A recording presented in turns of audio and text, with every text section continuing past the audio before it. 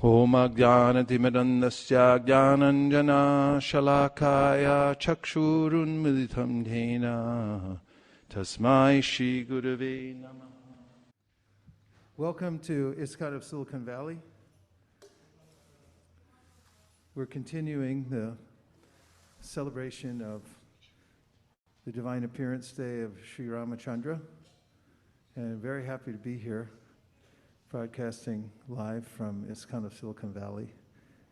Thanks for coming in, those of you who are here in the live studio, and those who are joining online from various places around the world. It is the sole purpose of the Krishna consciousness movement, or shall I say, it was the sole purpose of the founder Acharya of the Krishna consciousness movement to provide an environment for people of the world where constant transcendental vibration is going on, because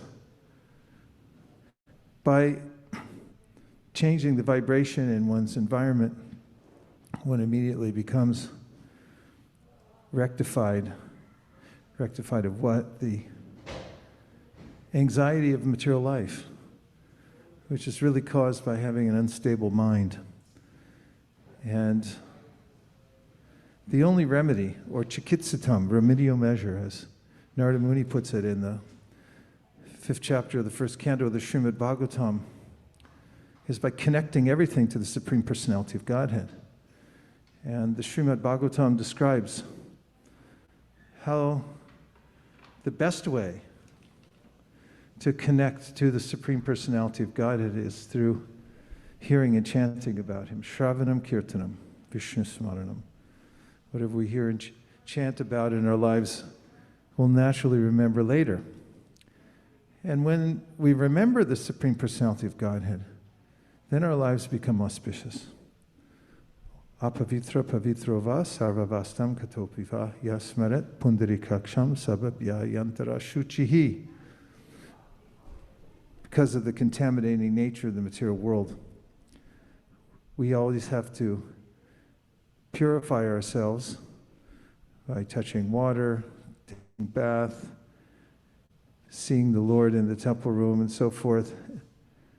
The supreme means of purification, inside and out, however, is mentioned in the verse I just quoted, and that is that if one can remember the Supreme Personality of Godhead, then one becomes naturally purified inwardly and outwardly. So it stands to reason then that when Srila Prabhupada came to the United States and went around the world, he established the principle of hearing and chanting about Krishna, about all his incarnations. It's called Avatar Katha. Avatar Katha is one of the topics of the Srimad Bhagavatam, describing the nature, the qualities, the lila, pastimes of Krishna when he comes to this world. So this is such a joyous occasion, the appearance of Lord Rama.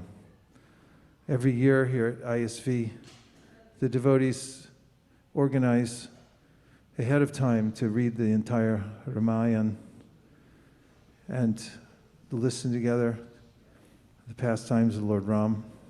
In summary form, of course, the Ramayana is quite long, 3 times longer than the Bhagavatam, and it would take a little longer probably to finish it than the few weeks that we usually take. Nonetheless, just hearing the summarized pastimes of Lord Rāmacandra is all auspicious. And in his Leela, the Maryada Leela, in which he shows the world, the activities, and character of a perfect person, a perfect king, one who is completely moral. Boy, isn't that hard to find? There's always some flaw somewhere. However, Rāmacandra, although he comes as a human being, is devoid of any flaws, because he's the Supreme Personality of Godhead. So tonight we'll talk about Rāmacandra, and we'll chant the holy names of the Lord. I know we have some kind of schedule to keep, and I probably should know what it is, but someone will remind me at some point. Om Ajnana-timirandasya Jnananjana Shalakaya Chakshurun Vadatam Yena Tasmai Shri Gurave Namaha Shri Chaitanya Manobhishtam Stapitam Yena Bhutale Sayam Rupa Kadahmaya Dadati Swapatantikam Vandeham Shri Guru Sri Yuta Parakamalam Shri Gurun Vaishnavamscha Shri Rupam Sagrajatam Sahagana Raghunatham Vitam Tam Sajivam Sadvaitam Sadvatutam Parijana Sahitam Krishna Chaitanya Devam Shri Radha Krishna Padam Sahagana Lalita Shri Vishakhanvitamscha He Krishna Karuna Sindho Dinabandho Jagatpate Gopesha Gopika Kanta Radha Kanta Namostute Tapta Kanchana Gaurangi Radhe Vrindavaneshwari Vrishabhanu Sute Devi Pranamami Hari Priye Vancha Kalpatarubhyascha Kripa Sindhupya Evacha Patitanam Pavanebhyo Vaishnavebhyo Namo Namaha Jaya Shri Krishna Chaitanya Prabhu Nityananda Sri Advaita Gadadhara Shivasari Gaura Bhaktivinoda Nitai Namineche Namirhate Sharamulye Namdite Chere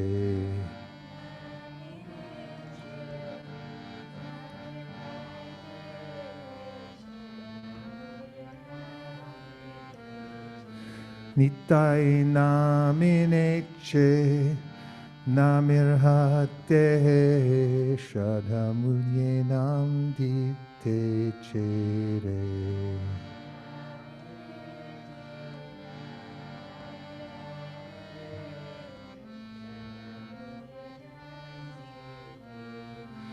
Nitai Namineche Namirhate Shadhamulye Namdite Chere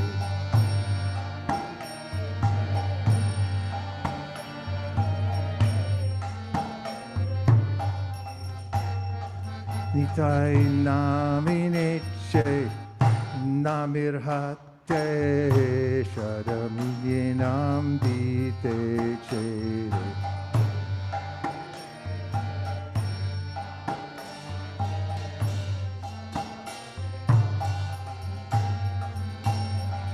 Hare Krishna Hare Krishna Krishna Krishna Hare Hare Hare Rama Hare Rama Rama Rama Hare Hare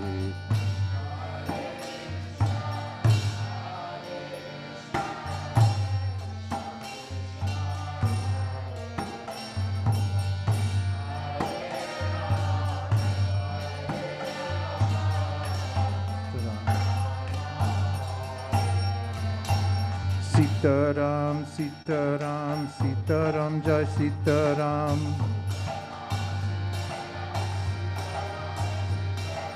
Sītāram, Sītāram, Sītāram, Jai Sītāram.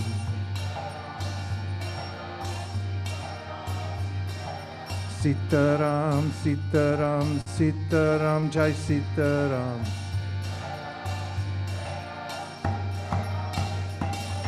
Sītāram, Sītāram, Sītāram, Sītāram, Jai Sītāram.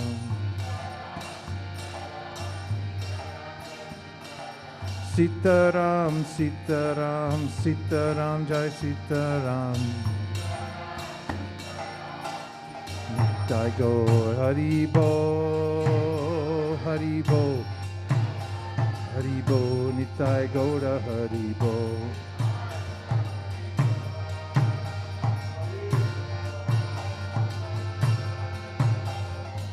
Nitai Gaur Hari Bo, Hari Bo, Hari Bo, Nitai Gaura Hari Bo.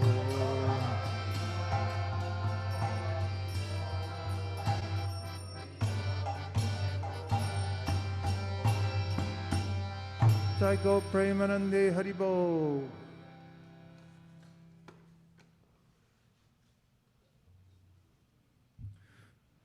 So, although the Supreme Personality of Godhead comes into this world, apparently as a human being, as Arjuna notes in the 11th chapter of the Bhagavad Gita, he calls the Somya Vapu, a very pleasing form of the Lord with 2 hands, 2 feet, 1 head, beautiful body, indescribably beautiful and perfect in all ways. In fact, Bhushanam Bhushananam, Srimad Bhagavatam, Shukadeva Goswami describes how the Lord is the ornament of his ornaments. The ornaments don't ornament him, but they become ornamented by being on the body of the Lord. He's so beautiful, everything perfect.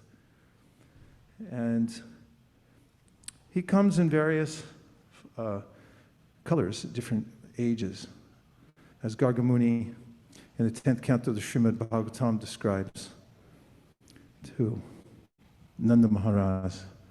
Asan Varnas Trayo Yasya Grindato Nu Yugam Tanum Shuklo Raktastata Pita Idanim Krishna Tamgata. He says, your son now is coming as Krishna, blackish, but Asan Varnas Trayo Yasya Grindato Nu Yugam Tanum. He has different tanum, different bodies, and he named Shuklo Raktas Tata Pita. Shuklo Raktas Tata Pita. It's the color of white, red, yellow, black, and other colors. Rāmacandra is mentioned there by the acharyas, just like the color of a parrot, green color. Very beautiful bodies the Lord manifests here in this world, but not as many people who are uneducated in the spiritual science think, and that is that there's an impersonal void, which is the absolute truth, and then from that void, manifested by the modes of goodness, there's a form that's manifested that represents that impersonal personality of Godhead, or the absolute truth, rather. In fact, the opposite is true. In the Srimad Bhagavatam, Vadanti tat-tattva vidas tattvam yaj jnanam advayam brahmeti paramatmeti bhagavaniti shabdyate.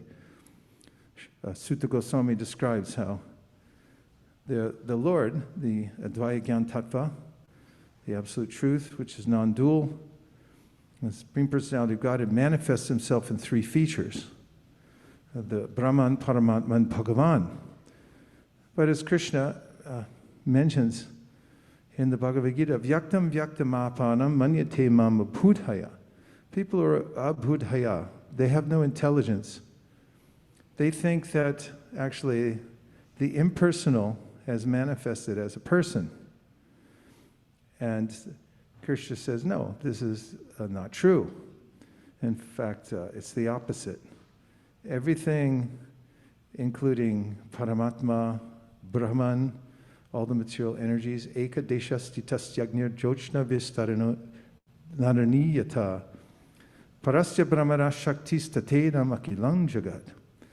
The Vishnu Purana says, just as the sun manifests heat and light, and it is all pervasive from the sun. So similarly, the Supreme Personality of Godhead, he has his form, his pastimes, his planet, Goloka Namni Nijadamni Chaleta Sasya. But he manifests himself, Parasya Saktir Vivaraiva Shuyate Swabhavika Jnana Bala Kriyacha, in multifarious energies that are all pervasive. And so we can rejoice in the fact that actually there is a personality of Godhead. Otherwise, we would be more than God if we're manifestations of that original source of everything, but he didn't have qualities and we do. He didn't have intelligence and we do. It doesn't make logical sense, nor is it the fact according to the Shastra. So the personality of Godhead has his own abode. There's a material and a spiritual world demarcated by the Viraja river. The material world is for those who are meant for birth and death and who are out of sync with the vibration of the spiritual world. And therefore they have this reflection of the spiritual world in which to engage themselves in a fool's paradise. This is the nature of the material world, that is a reflection of the original spiritual world.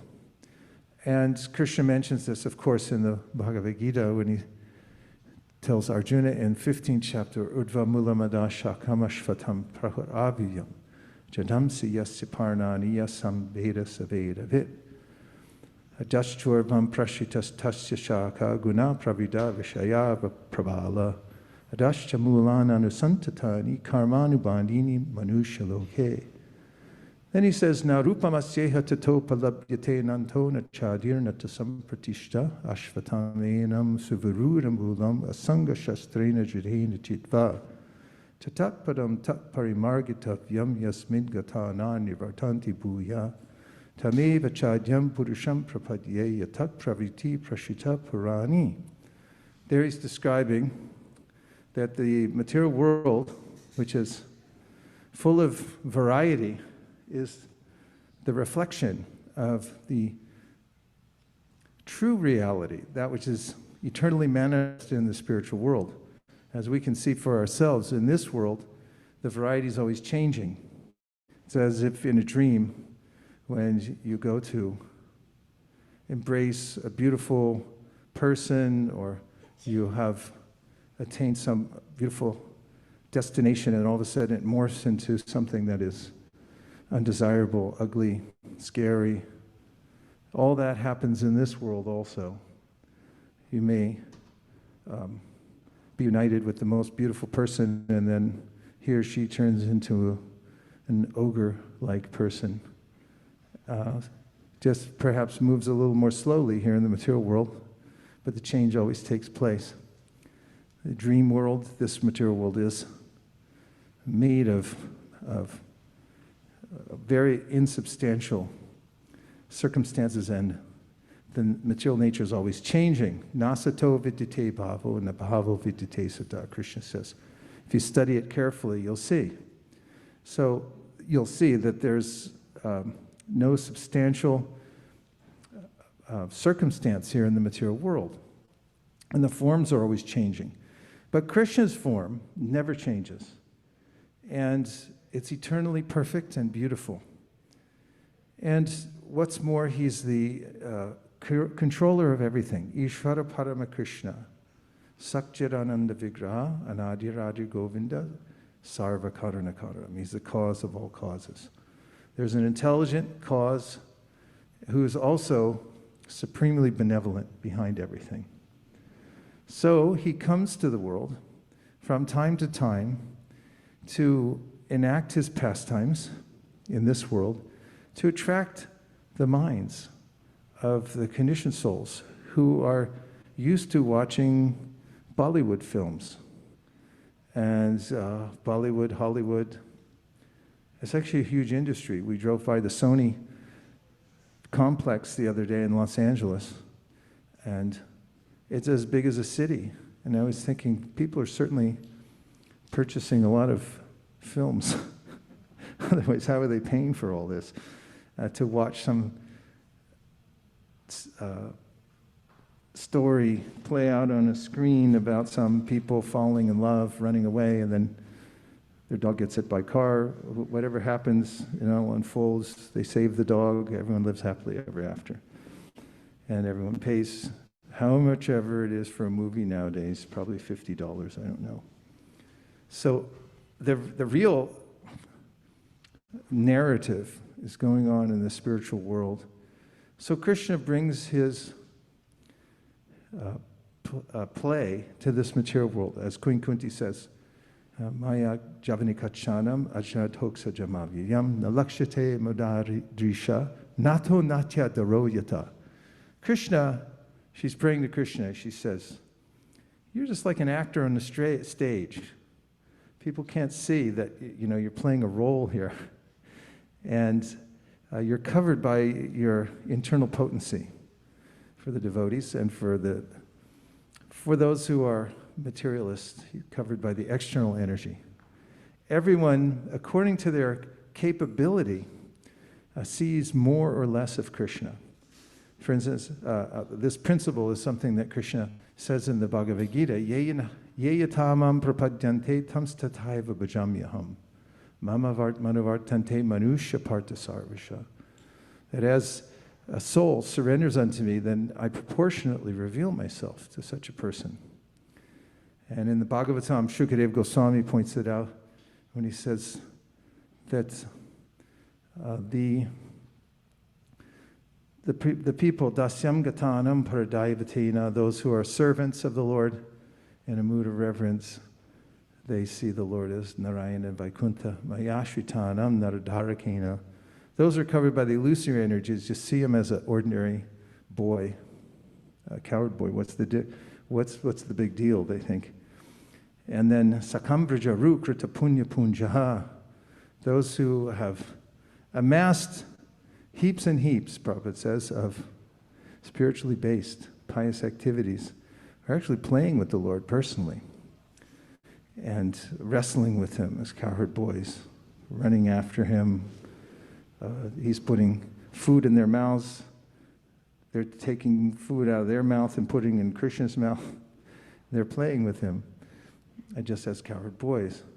So the Supreme Personality of God, according to the temperament and the heart of the particular devotee, reveals himself and interacts in a certain way. And when he comes to this world to manifest his pastimes, they're always amazing and spectacular. And as Prahlad Maharaj says in his prayers in the 9th chapter of the 7th canto of the Srimad Bhagavatam, they're always for the good of everyone. All his pastimes. He completes many purposes, serves many purposes at once when he comes to perform his pastimes. For the good of everyone. They're all benevolent. They're all good. And anyone who hears about them, says Shukadeva Goswami, that 3 kinds of people get benefited by hearing about these pastimes. Vasudeva kata prashna purusham strin punatihi vaktaram prachakam shrotrims tatpadam salilam yata. Who are the 3 people? The ones who speak about it, the ones who listen to hear the pastimes, and everybody else in between who hears the vibration. They become purified also. They become benefited. That's how all good the transcendental vibration about the Lord is. So Lord Rāmacandra is one of the celebrated manifestations of the Lord.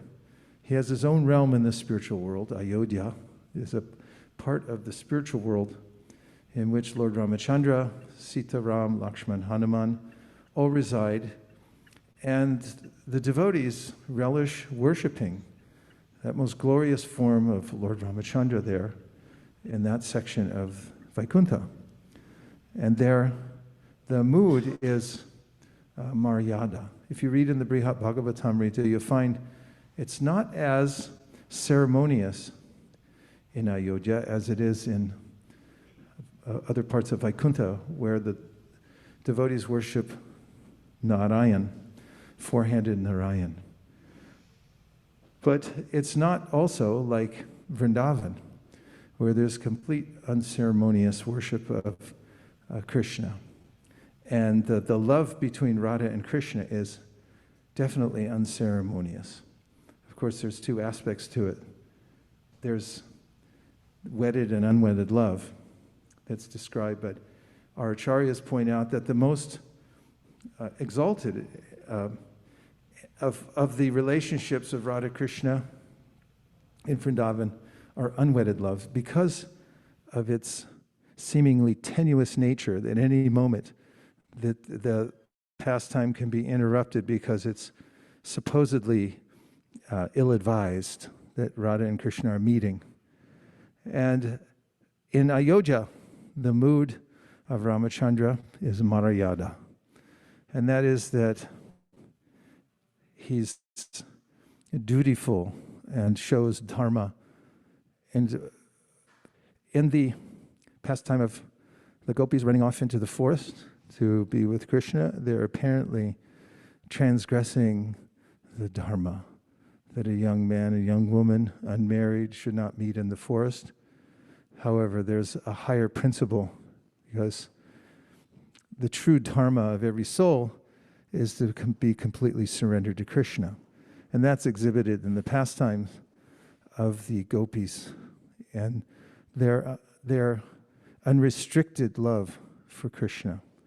And as described by Sri Chaitanya Mahaprabhu and represented in the Chaitanya Manjusha, Araja Bhagavan Vrajesha Tanayas Tadhama Vrindavanam Ramya Kachadupasana Rajabudu Vargena Vokalpita. The highest method of worshiping the Supreme Personality of God is that which is conceived by the gopis of Vrindavan. And their spontaneous way of supposedly breaking all the rules and regulations of the society in order to surrender to Krishna and to be with him. Rāmacandra, on the other hand, as we know from his pastimes when he's in the forest and the great rishis are observing the beautiful form of the Lord, and in their meditations to begin to pray that they could have a conjugal relationship with Rāmacandra. Rāmacandra, of course, is omniscient and can understand the purpose of these great sages and fulfills their desire, but not immediately, because in that appearance as Rāmacandra, he's ekapatni vrat, one wife, and he's very careful not to transgress even the tiniest bit the dharma of a king and of an ideal human being in society. Therefore, he fulfills their desires later, and you'll find in the commentaries by our acharyas that those very same rishis who desire to be in a conjugal relationship with Sri Rāmacandra appear later in Lord Krishna's pastimes as gopis, so that they can interact with him in that unceremonious way. So each one of the appearances of the Lord, also in each one of the appearances, he exhibits his relationships with devotees in different ways. And the story of the Ramayana, of course, is epic in India. If the Ramayana plays on television, I've been told, then the streets are empty. Everyone stays home to watch. Of course, in Thailand, if you drive around, you'll find that the influence of the Ramayana and the story of Ram, which has captured the hearts and minds of people all over the world, also in Indonesia, where they play the gamelan and they have music glorifying Lord Ram, and plays as well. They do puppet shows and other kinds of dramas, remembering the hero's journey. This is the original hero's journey, which was really ripped off by Star Wars. George Lucas, heard the Ramayana and said, this is a perfect story. I mean, there have been other heroes' stories, to be sure, but this is an exact replica, Star Wars, of Ramayana, down to the Chewie, who is the, if I'm not mistaken, and I hope I don't make any mistakes or offenses, but it was that kind of bear-like creature who, and then there all the other characters are there complete. You check it, and the dark side, the Force, against the good and evil, and the Luke Skywalker who goes off as the unlikely hero of the whole thing and ends up coming back. I think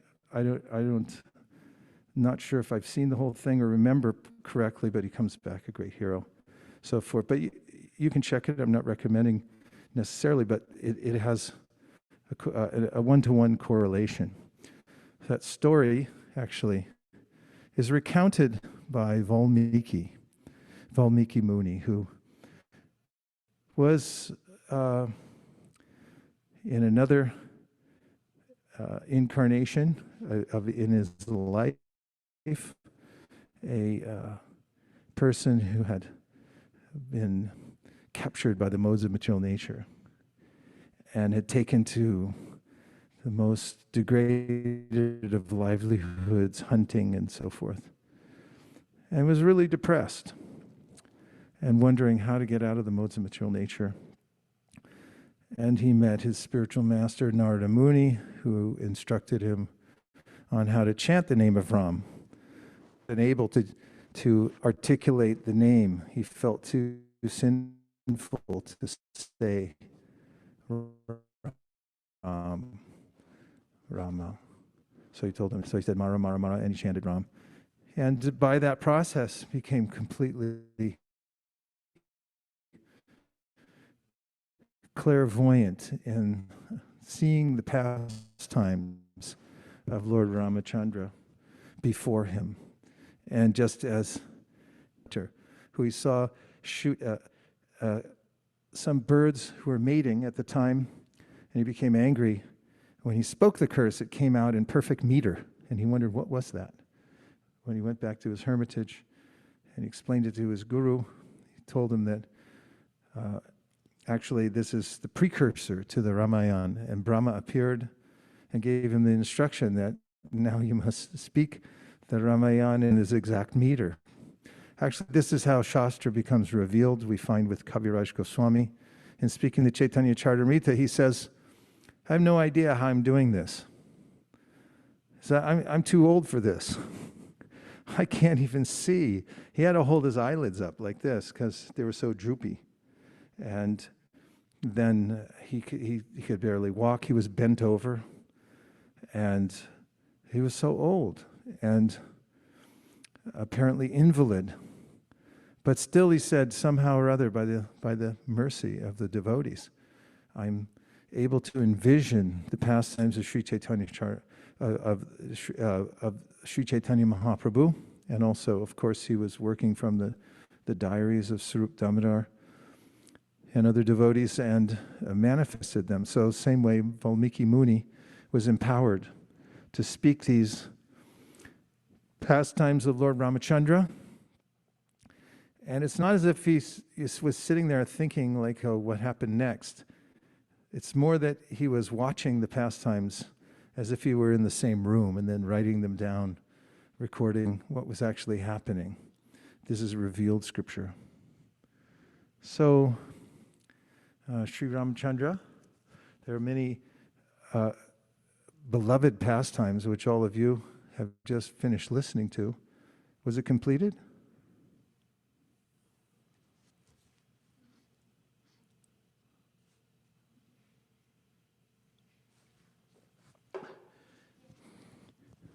That didn't sound very confident. Yes, it was like, yes, yes. Yes, it was completed, Maharaj. Thank you very much. Congratulations to all the devotees. If you get on a cycle where every year you go through a particular reading of Bhagavatam, Ramayana, Mahabharata, Bhagavad Gita, it becomes part of your life. that's what you do during that part of the year, then you're filling up your life, your mind, your heart, this most valuable asset, which is mentioned in the Bhagavatam, Shrinvatam Svakata Krishna, Punya Shravana Kirtana. Just by hearing, you're getting punya. But not any kind of punya. It's Bhakti and Mukhi Sukriti, or punya that's based in the vibration that comes from the mouths and hearts of pure devotees. And then we become the receptacle for that by hearing in disciplic succession, submissively. That's the process. Jnane priyasam urapasya namanta eva, jivanti san mukharitam bhavadiya vartam. Staneti. Somebody turn on a fan, because I see a few devotees look a tiny bit warm. Jnane priyasam urapasya namanta eva, jivanti san mukharitam bhavadiya vartam. Stane stita shrutikatam tanavan manovir, ye prayaso jita jito pyasitaishtra lokyam. This Brahma said that don't try to understand the pastimes of the Lord intellectually. It's not an intellectual exercise, although we take Bhakti Shastri and all these things. It's not really about regurgitating information, getting a score and a diploma, although we get all that. That's an excuse to motivate us sometimes. But he said, try to serve that sound vibration with your body, mind, and words. Submissively hear it. And just by doing that, you will develop spontaneous love for Krishna, so much so that you'll be able to conquer that whom is unconquerable. That person that is unconquerable, that's ajita, you'll conquer by the principle of loving devotional service to the Lord. So, Rāmacandra, Prabhu as Rāmacandra, who appeared in the world as the Supreme Personality of Godhead, and along with his expansions, Lakshman, Bharat, and Shatrughna came in the drama. They appeared from the drama of Dasharath Maharaj, who is a descendant of Maharaj Khatvanga. We can hear about that in the 9th canto of the Srimad Bhagavatam, the descendants who are coming down into the dynasty of Lord Rama. And then, of course, we hear past the 9th canto the appearance of Lord Krishna.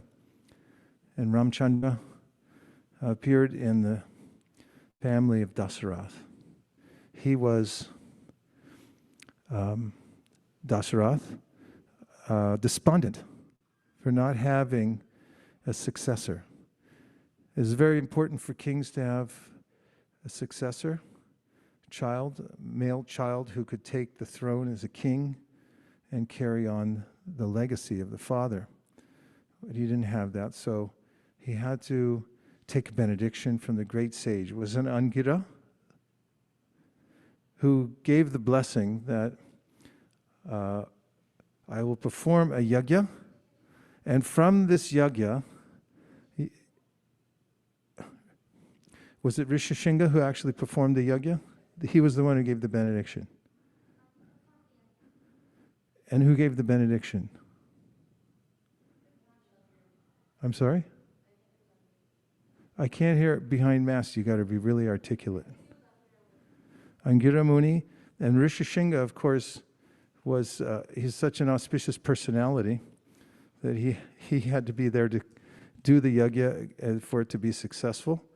But the result of the yajna was that a Vishnu Duta came out from the yajna fire with a pot that had, for lack of a better term, sweet rice that was potent, and that any one of the wives of Dasarath who would drink it would then have offspring. And so he gave half of it to Kaushalya. He gave a quarter of it to Kaikeyi, and he gave 2/8 to Can't hear anything muffled in Sumitra, thank you. So from that, the Chaturvyuha Vasudeva, Sankarshan Pradyumna Ananiruddha manifested as Rāmacandra and his 4 brothers, Bharat, Lakshman, Shatrugna, 3 brothers. And they grew up in Ayodhyā in a loving environment. They were the cynosure of everyone's vision there in Ayodhyā. Because, of course, everyone was celebrating the fact that the great King Dasa, their benefactor, their emperor, their worshipable Lord, now had offspring who could carry on the kingdom. And you can imagine there in Ayodhyā how beautiful were these princes who were coming and going, taking their military instruction, going to and from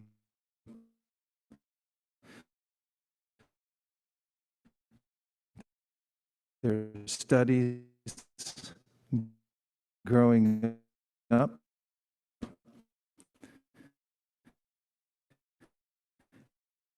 And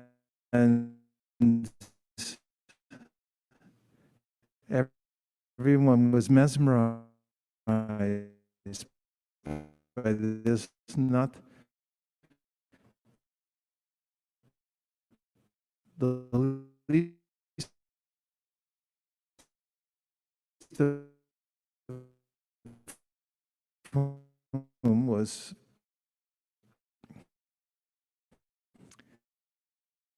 wife, my children, my house, all my income. What to speak of my very self? Even I don't belong to me. I belong to you, Krishna. This is the mood of Bhaktivinoda Thakur and all pure devotees. And the Sri Upanishad, of course, tells us that this should be our guiding principle in life. Ishavasyamidam sarvam yat kincha jagatyam jagat tena tyaktena bunjita magradha kasasudanam.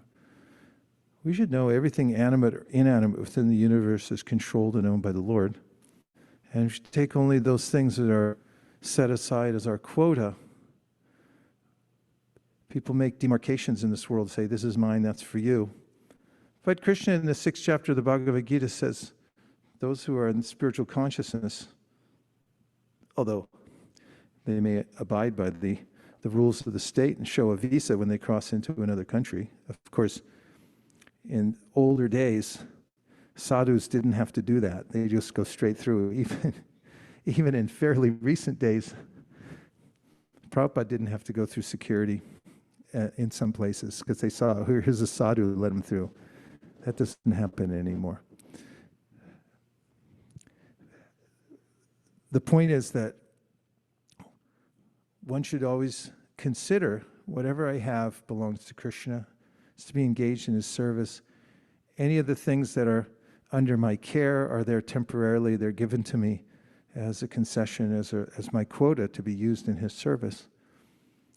And so when Vishamrita came, this is the prerogative of a sadhu or a sage who comes and asks for something. And I can remember sadhus coming to our house. I remember once, I think there was some brand new electronic thing that had come out, and it was sitting there, and the sadhu said, I think I need that. And had to immediately arrange to give it. I remember also as a brahmachari, my father had given me a watch, which was quite advanced for the time because it had an alarm on it. No watches had alarms, and there was a sannyasi who approached me and said, I need the watch. And I just took it off and said, here you go. My father said, what happens every time I give you something, you give it away? So when Vishwamrita came to Maharaj Dasarath, who greeted him with a sage's welcome and washed his lotus feet and offered him a seat and offered him, whatever you wish, I will provide for you. This is the mood of the householder meeting the renunciate. And so Vishwamrita said, yes, I need something from you. I need your son Ram.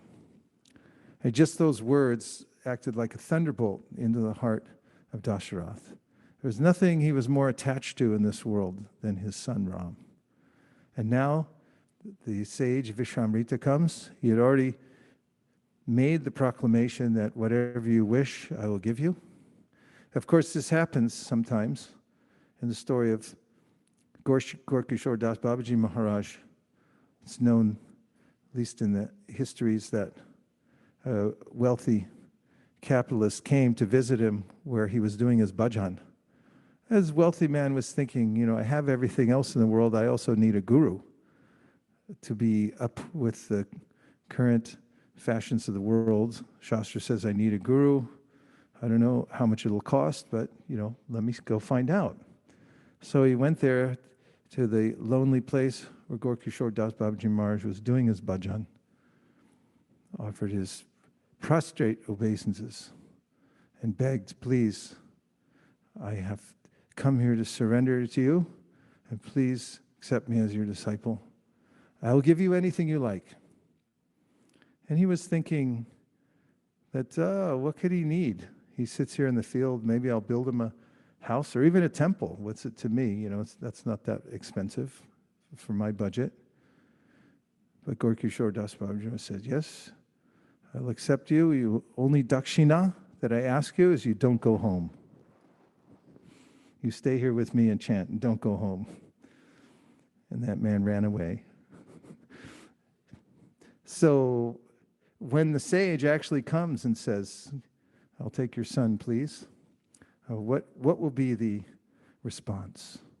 And Dasarath, of course, it's transcendental because Rama is the Supreme Personality of Godhead.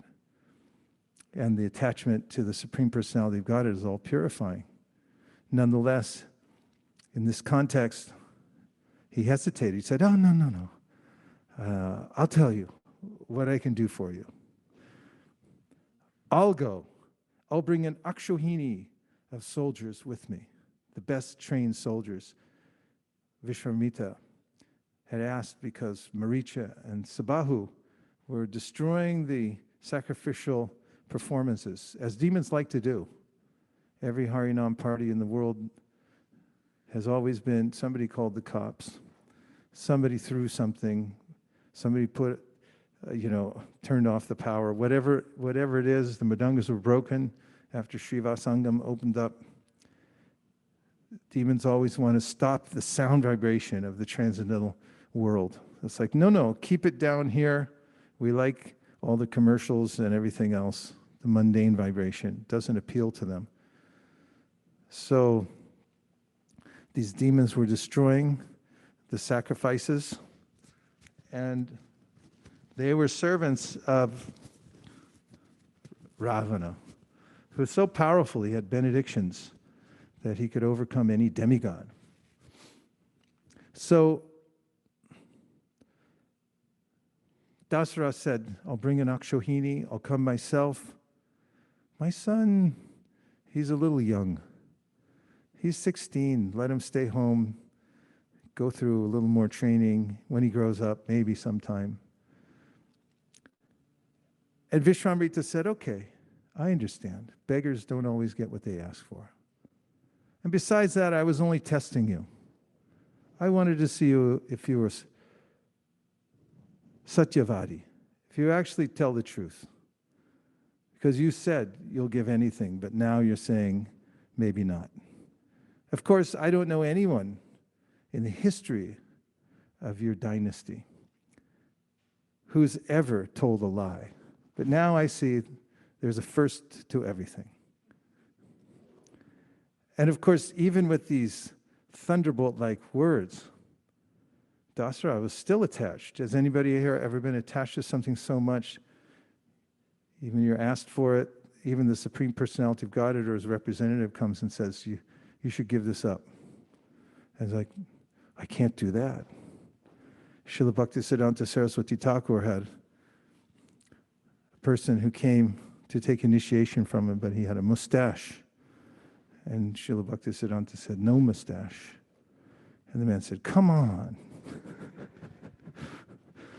He went away from that place. He came back later reconsidering.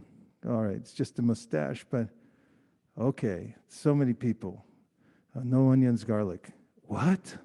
We've had that in our family forever. How could we give up onions and garlic? Onions and garlic. It stinks to high heaven. And, you know, what is it? What we've become attached to in this material world? Some facial hair and some stinky herbs. And when the Supreme Personality of Godhead comes, which, by the way, famous culinary artists say garlic ruins everything. It just covers the taste of it. Even chefs and so forth don't like it in many places. They say, this is horrible stuff. But that's what I become attached to in the material world. And when the Supreme Lord, his representative, comes and says, oh, come with me, it's like, no, but my mustache. No, but my stinky herbs, it's in my family. So, of course, Dasarath is attached to his son, the Supreme Personality of Godhead, but he's showing the way that we become attached in this world. And when the request comes, will I be ready? It's a good preparation to see how we can preemptively invest everything. Or I should say, divest myself of all that I think is mine in this world. It doesn't mean that we have to go barefoot, but it means that we should see that whatever I have is being used in the service of the Lord, and that I'm not attached to it. One of the servants of Srila Bhaktisiddhanta Saraswati Thakur had developed an amazing community in his sojourn as a preacher in the Gaudiya Math. And some other devotees in that organization had felt that, well, this person is just looking for aggrandizement. And he got lucky, or he just had some special skill that he's able to do this, but he's attached. So Srila Bhaktisiddhanta called him and said, how is your project going? He said, it's been phenomenal. It's expanding like anything. And he gave the details to Srila Bhaktisiddhanta, who then said, I am taking that service away, and I'm going to relocate you to another place. His disciple said, yes, Maharaj, right away. Srila Bhaktisiddhanta said, okay, you can stay. It's the heart of the devotee. Is it service for service? So Dasarath, he hesitated. He said, I'll send my armies, not Ram. Vasishta, his personal priest, intervened. He said to Vishwamrita, hold on, let me talk to him. He explained to his disciple Dasarath, first of all, this is Vishwamrita. You don't want to cross him. Vasishta knows. You all know that they had a huge kerfuffle. And so he knew the power of Vishwamrita. What's more, he knew the power of Rāma. He said, actually, he's the Supreme Personality of Godhead, not something that Dasarath can digest with his parental affection. But he also said, don't worry, Vishwamrita he could kill these demons himself, but he wants to bequeath to your son these weapons, Bal, Atibal. He had powerful mystic weaponry, and it could conquer sleep, he could have longevity, all of these powers that a yogi can develop. He wanted to offer them to Ram and was inviting him to service. So Dasarath relented. He gave his son the picture of as you can see in your minds and hearts, Vishamrita walking out of the city. This is the first time Ram left, when he was 16. Of course, later we know, in the next chapter, he leaves for 14 years in so-called banishment from the kingdom. For the first time, walking out as young boys, adolescents, with the bows over their shoulders. They've just recently been trained. The sage walking in front, and these two effulgent boys walking behind, going off into the unknown to fight these very powerful Rakshasas. And of course, it's described blow by blow in the Ramayana, how they go into the forest in different places with Vishamrita. They find holy places where they offer prayers, and then they meet up with the demons and defeat them. Maricha is spared, thrown by the arrow of Rama into the ocean, because later he will be engaged in another pastime with the Lord. The other demons vanquished very easily, and Kar and Dushana, their armies, thousands of Rakshasas slaughtered by Ram and his army, or excuse me, just as his brother in the forest. News gets back to Ravana. At that time also, is everyone okay? Do you want to make a reflection this time, or should we just keep going? It would take a few reflections to change of pace. Let's hear.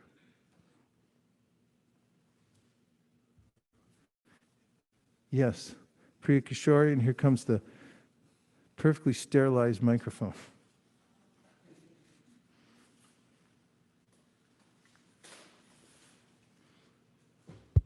Hare Krishna.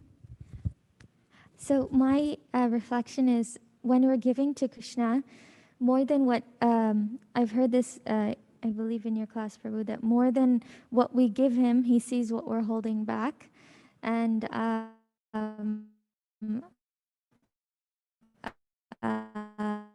even though Dasharath Maharaj, he had this intense attachment, and I just was reflecting on that point, that what we hold back matters more than what we give. Wow, that's an interesting calculation.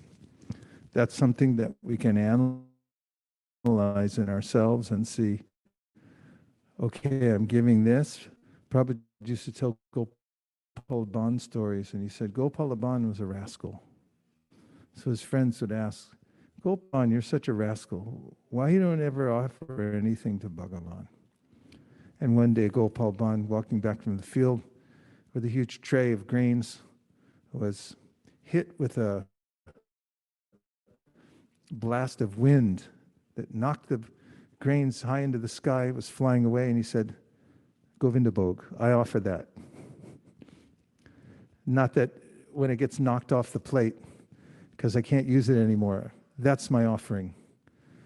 But if I'm observant of what I actually have to offer and I give it now, or I prepare myself to give to the Supreme Personality of Godhead, it's counterintuitive.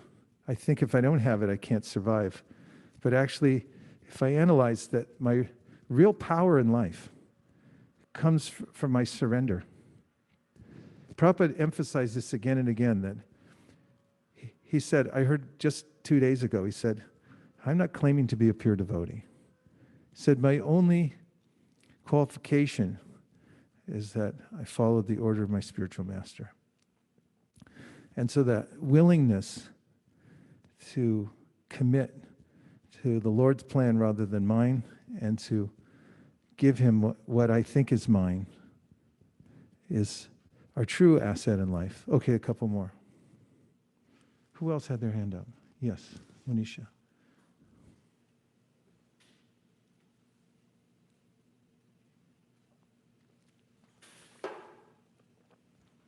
Hare Krishna. So I wanted to share how you were talking about we go behind mundane things such as movies. And in my stats class, we had to take a survey in thinking about what is most memorable. What do you most remember from the early days of your childhood? And the three categories were movies, books, or like social media, and like posts on it. And so the highest ranking was books and reading. And I was thinking that when I've watched movies and things when I was younger, I don't remember any of that now. And although I had such a great eagerness to watch it, and but now I don't remember anything, nothing, the plot or anything. And I was thinking about the same way so many pastimes of Srila Prabhupada or just pastimes of the Lord is so beautiful and has so much taste to it that even though it's been so many years since I've looked back on those books, I can still remember the essence of what was being said. So I was just thinking that the person, and he has the personality, it's really comforting to know that he's listening to us and he cares for us. Well, the first part of what you said about remembering books, movies, and social media, or in general, what we're exposed to, we're going to remember. Prabhupada mentions in his Bhagavatam commentary that in simple rural life in the Vedic times, people would put in a day's work, and then in the evening they would come and meet and watch a drama about Rāmacandra or Krishna, or they'd hear somebody speak. And he says that even today, when somebody's speaking, even if it's a Mayavadi, he says, thousands of people will come because they want to hear something spiritual. It's part of the culture. And if you analyze what Prabhupada did when he set up ISKCON, he set up that same culture. There was an morning and evening program where everyone could just come and hear. And it's the way in which we take in the transcendental vibration. It's what we remember. Otherwise, there's an alternative to that, which is not a viable alternative, but there's TV, there's radio, there's all kinds of vibration available. But it's a waste of time ultimately, unless there's a specific purpose for tuning into it for service. But other than that, it becomes the mainstay of our consciousness. And then we become diverted from the purpose of life. And secondly, you pointed out how Supreme Personality of Godhead is a person. And I was reading about how people are attracted in literature, movies, shows, to characters. That's what they're most looking for, is the personality within it. And so the personality of Godhead and Krishna and all his pastimes are supremely interesting. And if we can get our minds attached to that, as Prabhupada says in the introduction to the Bhagavad Gita, the purpose of life is to transfer our attention from reading mundane literatures to reading transcendental literatures. And if we can do that, then we're successful. Cross that bridge. Nice points. One more? Yes, Balaram. And if you're on Zoom and you want to make a point, just feel free. By now, everyone feels right at home at Zoom. Hare Krishna. Oh, okay, yes, please. Thank you for the wonderful pastime, and especially I liked where Dasharat Maharaj is giving away Ram with Vishwamitra.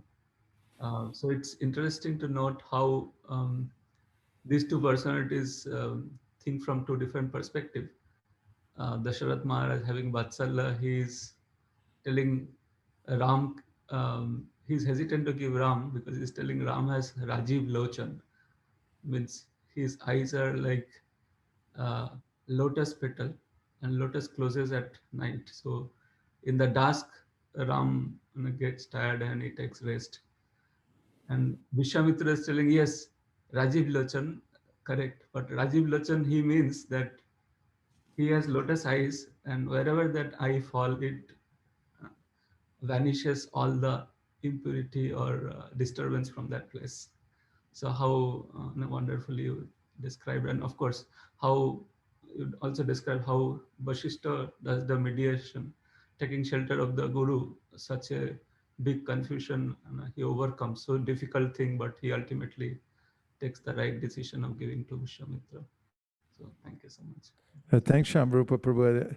That brought to my mind the ways that Krishna and Balaram are described when they enter into the wrestling arena in Mathura. And the various members of the audience see him according to their relationship with Krishna. For instance, the yogis there see Paramatma. I thought that was funny. Krishna and Balaram are walking into the arena, and the yogis say, "Oh, there's Paramatma." The young ladies see the most beautiful Cupid. Those who are in with a parental mood see these adorable young boys, and materialistic people just see, what are these kids doing here? So yeah, a point well taken. I like that. According to the relationship of the different devotees who are interacting with Lord Ram, they see him differently. Very nice. And Balaram. Hare Krishna. When you were talking about the pastime of Ram leaving Ayodhya with Vishwamitra Muni, I was reminded of when Nityananda Prabhu left Hadai Pandit, and the Brahmana asked for him to assist him in his pilgrimage. And what I was thinking was, I was connecting that back to the beginning where you said how God is a person, so he experiences emotions similar to how we experience emotions. And it's amazing how like everything is covered, and this is like another example. This kind of parental separation is almost in every pastime, even in Krishna, even with Chaitanya Mahaprabhu. So I found that very interesting that the Lord displays all emotions everywhere. Yes, and Prabhupada's meticulous in pointing out the difference as well. And especially he writes in one of his purports, and I think that Maharaj has included it in a footnote in his book about Rāmacandra, the summary of the Ramayana, that although it appears to be mundane love, the way a man, when he loses his wife, that he becomes overwhelmed with feelings of separation. And so Prabhupada says in the material world, this is a material feeling, actually, because we're not our bodies, and it's an illusory type of attachment.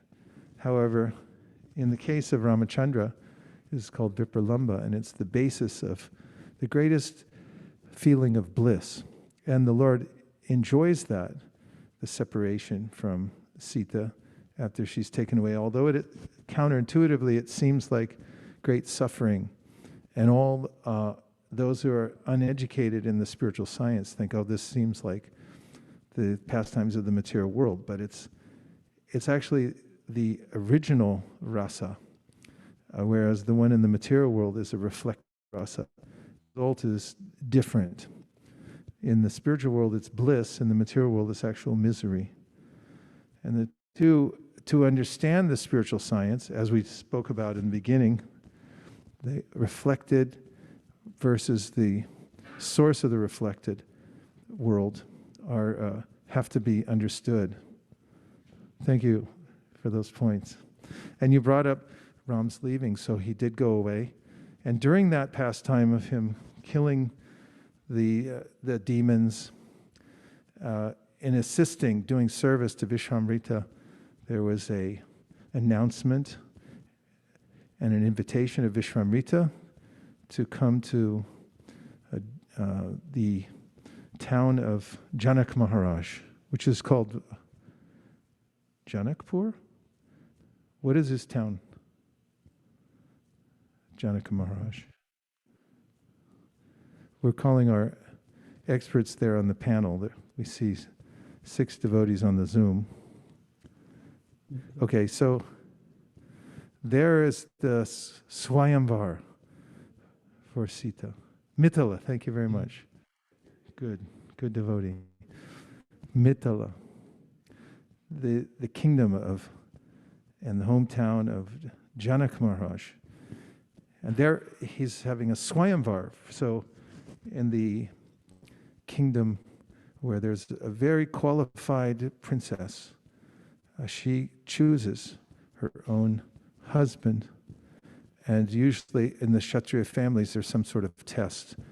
We know that Krishna, although he had to wrestle with bulls, and he asked, I'd like to be exempted from this, please. Not because he was afraid of the bulls, but it was just, why bother?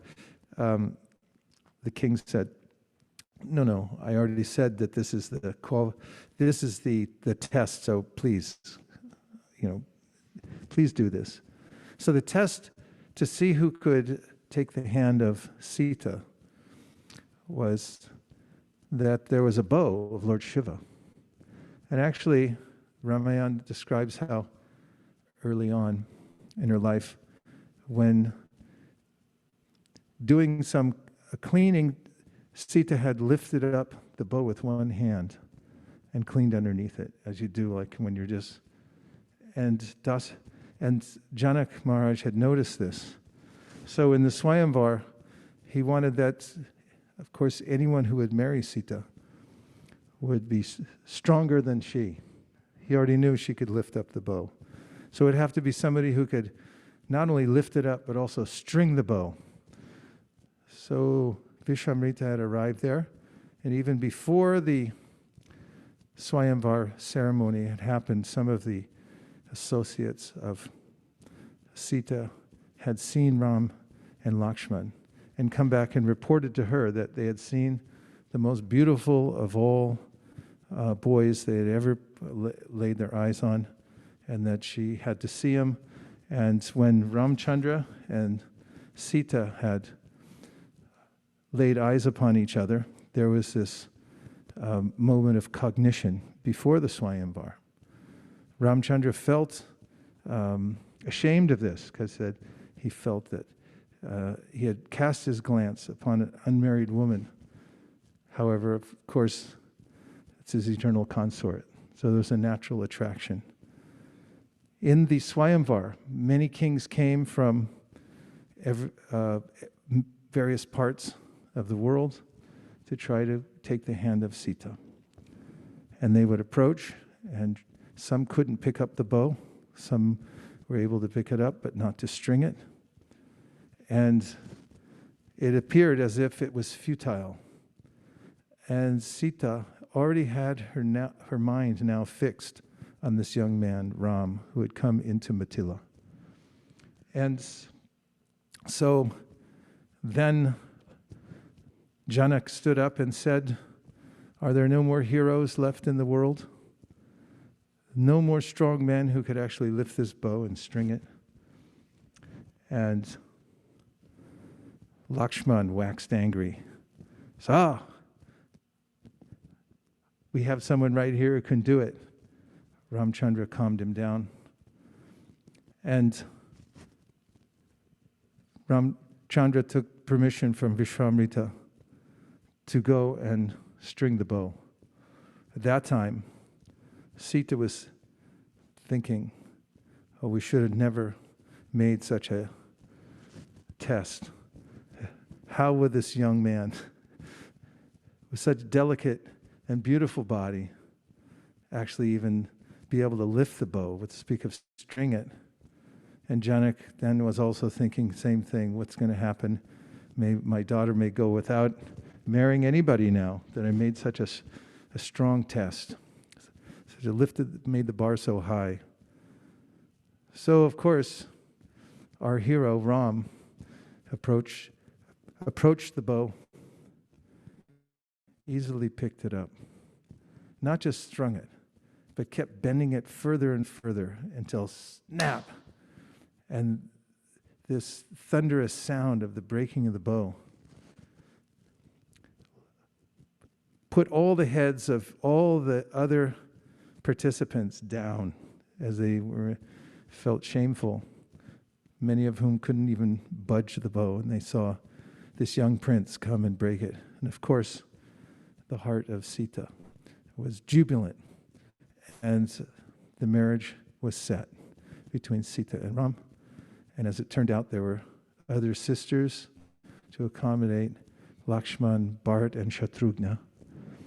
And then we hear that there were omens that in the capital Ayodhyā, there were signs that some ill fortune would come. Perhaps the days of Dasarath were numbered in Ayodhyā.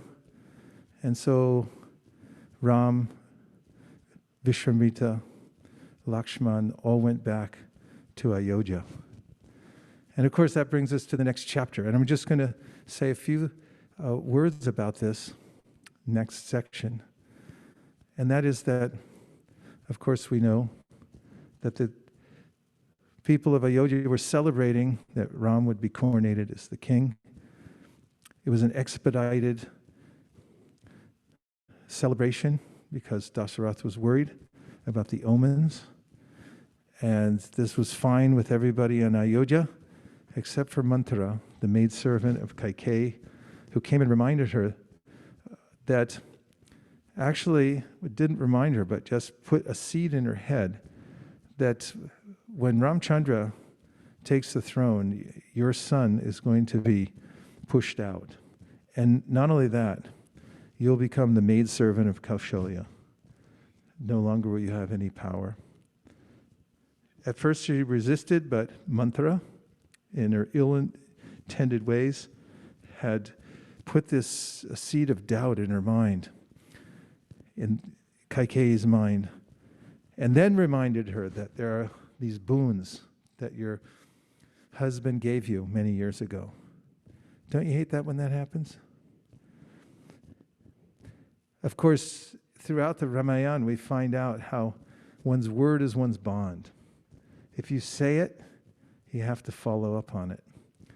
And this is agonizingly true in the story of the Ramayana, because now Kaikeyi brings this to the attention of Dasarath, who's getting ready for the coronation, and she declares that now I want not only my son coronated instead of Ram, but Ram has to go to the forest.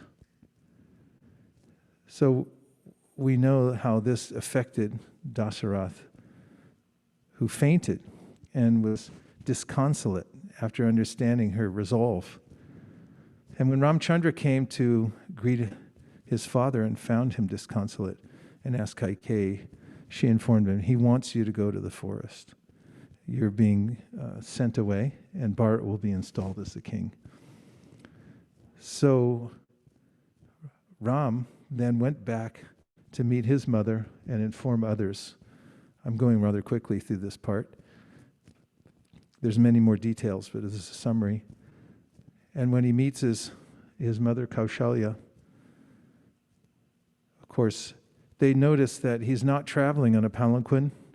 He doesn't have the typical trappings of the soon-to-be coronated emperor.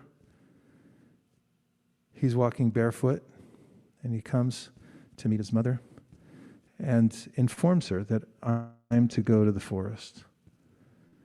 At that time, there's a hue and cry in the palace of Kaushalya. Others come in and protest that you don't have to do this, but Rama is resolute. This is actually mentioned in a verse in the Bhagavatam, Tyaktva sadusyaja saripshita raja lakshmin dharmishta arya vachasa yadagaranyam maya mrgam tayita yipstaman vadavan vande mahapurushate charanada vindam. This describes Rāmacandra, that Arya Vachasa means he took the words of his father, the Arya, as absolute command. Our acharyas, Vaishnava acharyas talking about the Ramayana, have frequently mentioned this, how powerful is the order of the spiritual master. Just as Rāmacandra, Vaisesika, he took the order of his father as absolute. And even many others told him, no, where is this God that you're following? He was trying to act like an atheist, even though he wrote Purvamimamsa, all the special rules of it. You don't have to follow these rules. We can't even see God. Rāmacandra said, cut it out. I know you're not an atheist. And all the people were so shocked by this news. But Rāmacandra was completely resolute in following Vaisesika, the order of his father. I have to follow this. They brought in the garments of one to be banished to the forest. It's actually a very pathetic scene. In other words, it evokes pathos. Thank you very much. In that this kind of dress, Asamanjasa was a previous member of the dynasty of Dasa, who had been banished to the forest for good reason. Even as a child, he was a bad seed. He used to kill his friends when playing with them. And when he grew up, he became such an abominable personality that he was actually truly banished for good reason to go to the forest. And in adding to this, taking away his stature, they took away his silk robes and they gave him this tree bark to wear. So this time, some argued that Ram should go to the forest, but he keeps his royal clothing. However, Kaikeyi said, no, he's being banished to the forest. He should wear this same bark. And Ram concurred, yes. My descendant, or my previous, one of the ancestors, Asamanjasa, who was defamed, he wore this tree bark when he went to the forest, so I will also wear it. And similarly, Lakshman and Sītā, with her delicate body, also put on this very scratchy, uncomfortable, and awkward kind of dress. And so at this scene, all the hearts of the members, all of the members of the kingdom, seeing all of them lined up in tree bark, ready to leave the kingdom, were heartbroken. And as they left Ayodhyā, everyone followed them until Ram devised a way to break away from all of them where they were sleeping. And there's a particular scene that always touches me when, as they're leaving for the forest, and leaving behind all the people of Ayodhyā, they have to cross over the river, and a boatman takes them across. And when they come to the other side, Sītā, wanting to reward the boatman, takes off her ring and says, "You please take this as payment." Now there's a tradition in Vedic culture that if you're of the same profession, you don't pay the other person. You know, if it's a shoemaker, the shoemaker doesn't pay another shoemaker anything. They just exchange services. There's no payment necessary. We're takayo. We're together on this, same profession. So he said, "I can't accept your payment, Lord Ram, because we're in the same profession." And Rāmacandra said, "Please explain. I'm an emperor, or I'm a prince, and you're a boatman. How is it that we're in the same profession?" And the boatman says, "Actually, just as I've taken you across the river, I pray that when I leave this world, you will take me across the ocean of birth and death. You'll ply me across in the boat of your lotus feet." And it reminded me of a story from the Chaitanya Bhagavat, when Chaitanya Mahaprabhu was performing his Mahaprakash, and he was offering benedictions to all of his devotees. Some people didn't even know who all his devotees were, but he was calling them one by one, and Gangadas and his family came before Chaitanya Mahaprabhu was offering benedictions. And in each one, when each one would arrive, he would tell them something that only they would know. And Gangadas and his family had been accosted almost in a dark part of town when they were leaving from some yajna, and they were trying to make it home. It was getting late, and he was there with his wife and young daughter, and there was a danger in the air that they may be accosted and molested. This is one of the most horrible feelings one could possibly have if anyone's been in such a situation. Just the prospect of one's whole life being ruined in 1 second by some beastly type of person. So they were in that situation, hair standing on end out of fear, standing at the side of the Ganga, and he was thinking, maybe I will drown myself and my family here rather than be accosted, which is a real prospect. And just out of nowhere, a boatman showed up and said, "Where are you going?" And they said, "Please take us away from here." And the boatman took them across the river to safety.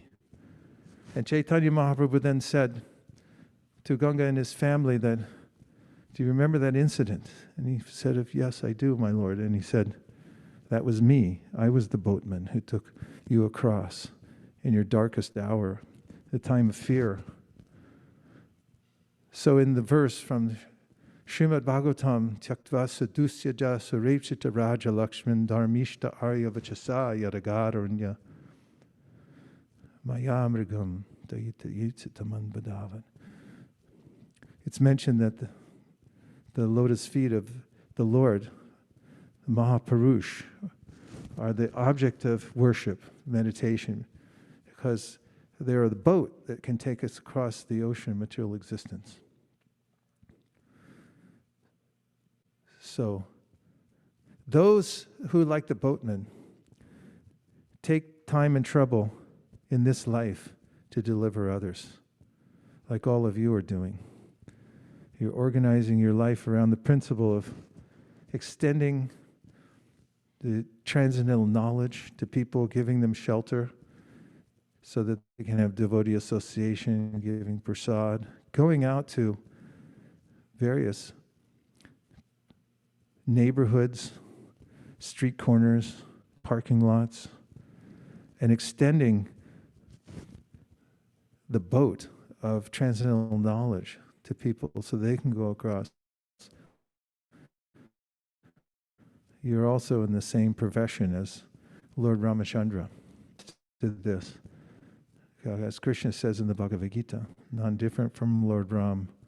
Such people are the most dear to me as they're extending this mercy, my mercy, to everybody else.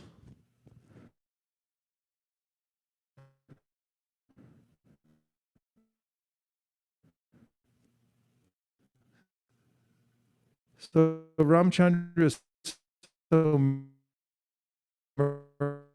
merciful.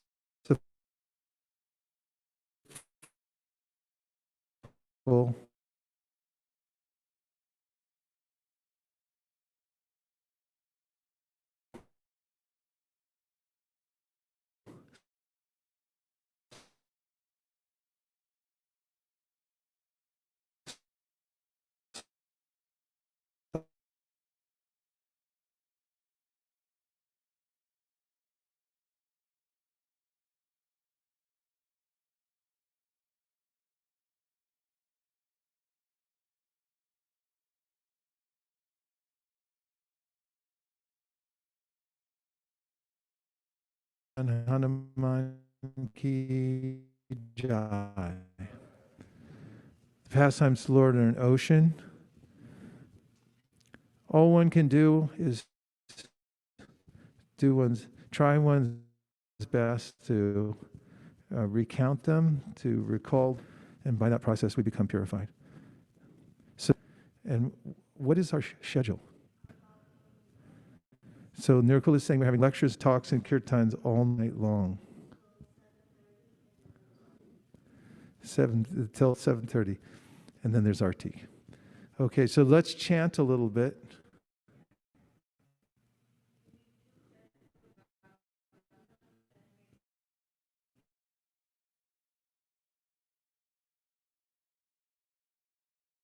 A 1-minute break, and we're going to come back and have some kirtan. Can you make some transcendental sound vibration for 1 minute? Thank you. Sītā Ram Lakshman Hanuman ki jai. Shri Ram Navami ki jai. Gaur Premanande Haribol. Nachari Armarman, Nachari Armarman, Nachari Armarman, Nachari Armarman, hey, Nachari Armarman, Nachari Armarman, Nachari Armarman, Nachari Armarman.